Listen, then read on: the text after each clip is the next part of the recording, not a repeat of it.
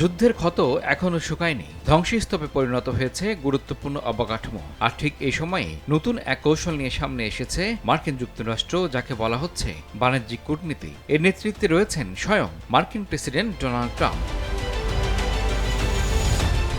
মধ্যপ্রাচ্যের সাম্প্রতিক সংঘাতের জেরে উত্তপ্ত হয়ে ওঠে পুরো অঞ্চল। যুক্তরাষ্ট্র ও ইসরায়েলের বিরুদ্ধে পাল্টা জবাব দেয় ইরানের শক্তিশালী বাহিনী IRGC। তাদের ড্রোন ও মিসাইল হামলায় ক্ষতিগ্রস্ত হয় উপসাগরীয় বেশ কয়েকটি গুরুত্বপূর্ণ দেশ।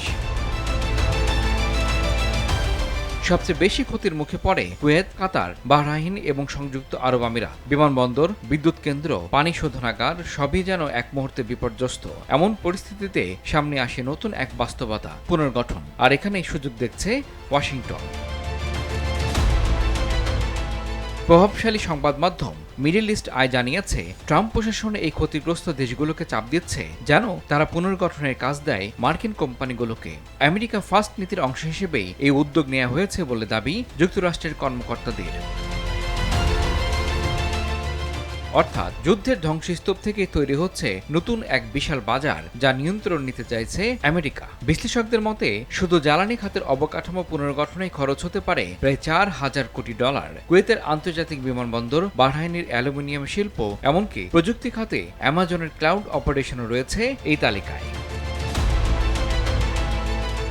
কিন্তু প্রশ্ন উঠছে, এটি কি সহায়তা নাকি চাপ? উপসাগরীয় দেশগুলোর অনেকেই এই প্রস্তাবকে ইতিবাচকভাবে নিচ্ছে না। তাদের মতে এমন সংকটময় সময়ে সরাসরি বাণিজ্যিক স্বার্থ চাপিয়ে দেয়া কাণ্ডজ্ঞানহীন।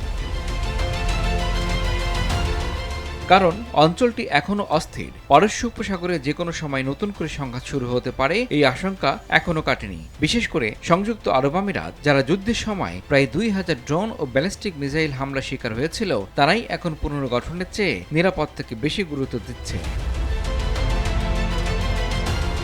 অন্যদিকে জ্বালানি রপ্তানি ব্যাহত হওয়ায় অর্থনৈতিক চাপে পড়েছে অনেক দেশ। তারা যুক্তরাষ্ট্রের কাছে ডলার সহায়তা চাইছে। আর এখানেই তৈরি হচ্ছে নতুন সমীকরণ। বিশ্লেষকরা বলছেন, যুক্তরাষ্ট্র এই পরিস্থিতিকে কাজে লাগিয়ে দর কষাকষির পথে হাঁটতে পারে। অর্থাৎ ডলার সহায়তার বিনিময়ে শর্ত জুড়ে দেয়া হতে পারে, পুনর্গঠনের কাজ দিতে হবে মার্কিন কোম্পানিকে।